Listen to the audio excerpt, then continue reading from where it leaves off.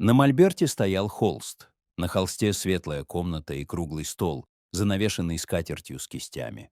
Обшарпанные тетради, ноты, женские головы, измученный бледнолицый мужчина, потрясенная женщина за роялем, сгорбленная мать, двое детишек за уроками. Мальчик радостный. Девочка, растерянная, не узнала родного отца. За спиной смущенная кухарка. На стене портрет Кобзаря. Художник отошел, впился взглядом в картину «Не ждали» и решительно зарисовал лицо арестанта. Впоследствии перерисовывал его трижды. Последний раз, когда картина уже была приобретена и висела на стене. Имя этого выдающегося художника из казацкого рода — Илья Репин. И известен он своими глубокими и эмоционально насыщенными картинами, изображающими исторические события и народную жизнь. Знаменитый портретист, который оставил после себя многочисленные изображения выдающихся деятелей своего времени. Подобный метод Репин практиковал всю жизнь. Может, дело во внутренней придирчивости, а может, в бурлящей украинской крови. Сам харьковчанин, родом из-под Чугуева. Его отец почти 3 десятилетия отслужил рядовым Чугуевского уланского полка, был трезвенником, разводил лошадей. Мать грамотная. Знала наизусть поэмы Жуковского, не терпела курения и курильщиков. Бабушка держала постоялый двор. Маленький Илья рос любознательным. Любовался лошадьми, вырезал животных из бумаги и клеил на оконные стекла. Этот талант заметили. Отдали в корпус топографов, а позже — в иконописную мастерскую. Со временем началась какая-то эпидемия. На лошадей напал мор. Бабка отдала Богу душу, семья обанкротилась. Чтобы выжить, мать принялась шить на заказ шубы, а мальчик подался расписывать сельские церкви. Особенно удавались лики святых. Пока другие выводили колоски с виноградом, подросток изображал скорбь и смирение. Мечтал об Академии художеств. В 19 лет положил в карман кровно заработанные 100 рублей и направился в Петербург. Считал, что с таким капиталом возьмет Бога за бороду. Реалии оказались иными. Юноша обивал пороги столичных мастерских, красил крыши, экипажи, ведра, но через год все-таки стал студентом и мигом приобрел известность. Его портреты отличались незаурядной эмоциональностью. В них скрывалось столько грусти, отчаяния, надежды, что можно было привязывать к полотну ведерко и собирать эти эмоции, как березовый сок. Илья получил серебряную медаль, за ней золото. Золото взял за евангельское воскрешение дочери Иаира. Рядом с живописью шагала любовь. В феврале, когда Нева топорщилась льдом, а снег покрывал все вокруг, Илья женился на Вере Шевцовой и отправился в Европу. Италия быстро надоела, зато в Париже семья осталась на 3 зимы и 2 лета. Там родилась дочь Верочка, и были написаны «Парижское кафе» и «Садко в подводном царстве». Над подводным путешественником насмехались. Полотно прозвали аквариумом. Парижское кафе тоже раскритиковали.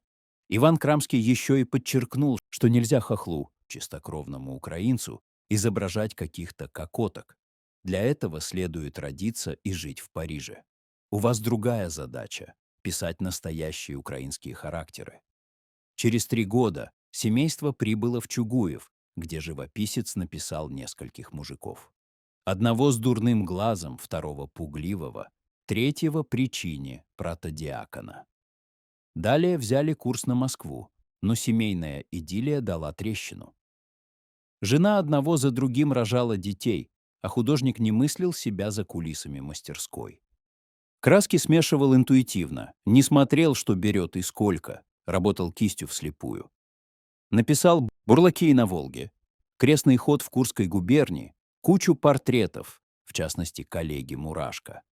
Портретист жил на полную, любил громкие дискуссии, позднее застолья, а Вера чувствовала себя всегда уставшей и невыспавшейся. Не умела поддерживать разговоры, ее раздражали гости и многочисленные романы мужа. А как тут устоять, когда барышни сами охотно избавлялись от шелковых и бархатных юбок?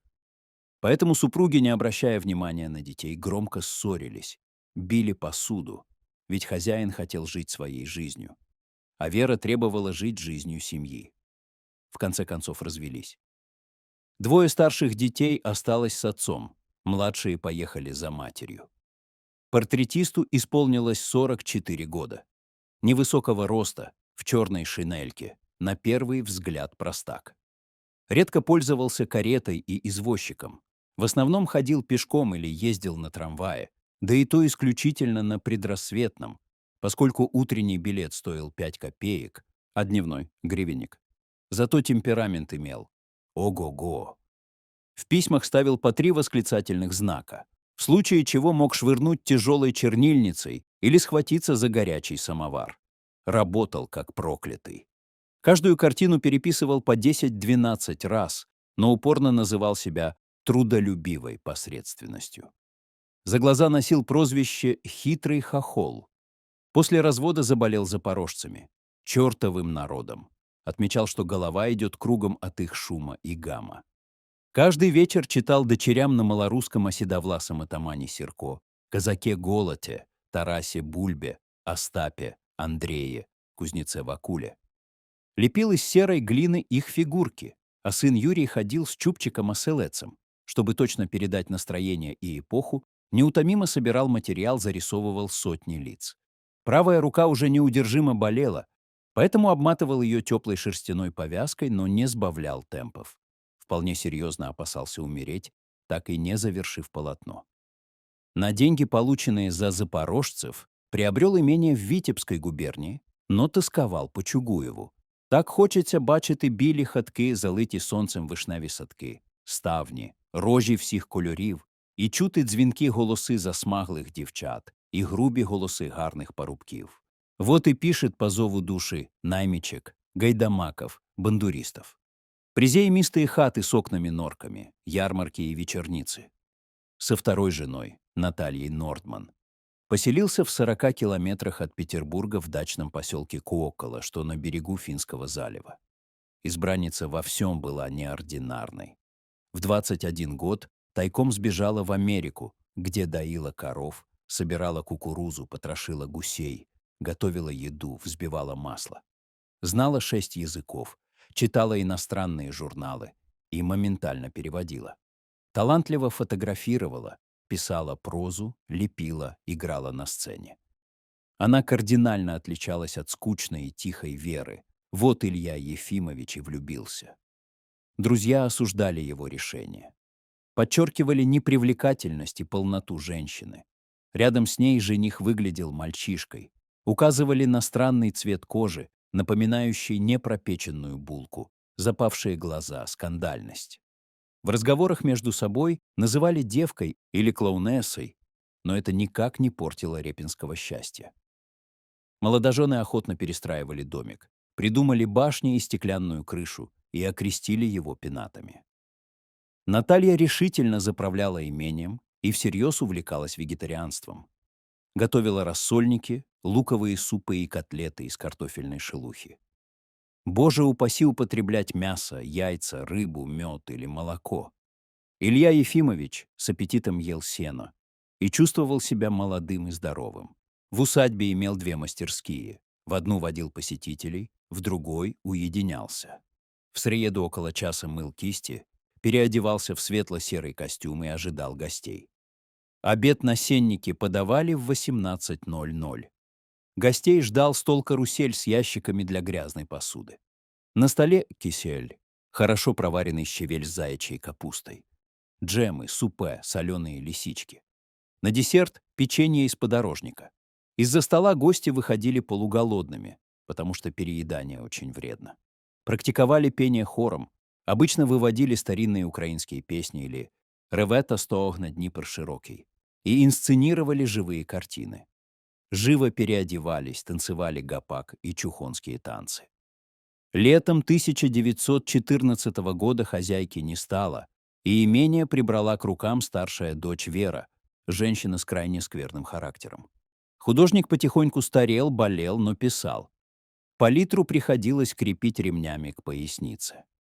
Большевиков категорически не воспринимал, хотя вернуться просил сам Луначарский.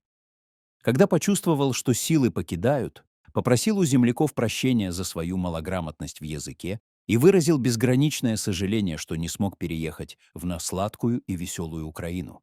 В конце концов слег и беспрестанно водил в воздухе левой рукой, правая давно не работала. Все пытался изобразить столетнего деда, который пошел в присядку. До последнего вздоха писал Гапак. Пусть история Ильи Репина станет для вас напоминанием о том, что истинное искусство требует труда и преданности.